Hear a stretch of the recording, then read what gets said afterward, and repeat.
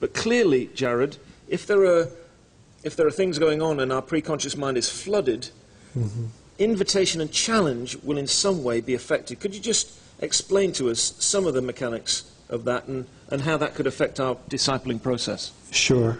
That the invitation part is appealing to many people.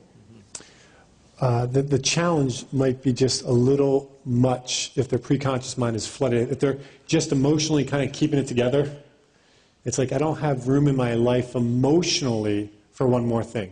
That it's no longer about time management or stress management. It's about emotional energy management. Do you have the emotional energy to kind of go through that process? And so sometimes, in order for somebody to really receive that challenge, in the invitation component of it, we may need to really help them by validating, by listening to them, by helping them make the unknown known, by empowering them.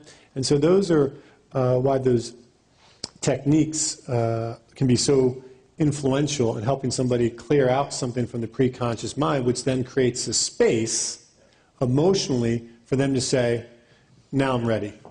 I'm ready for that challenge. And so it may also be why you invite them, but they don't accept the challenge, but then 2 months later they come back to you and they say, I'm in. I want to do this. Because now emotionally they're freed up for that. They have the emotional space. Yeah, we've noticed guys who are joining communities. We reckon that of the guys who say they're joining and are absolutely committed to join, 25% of them won't do.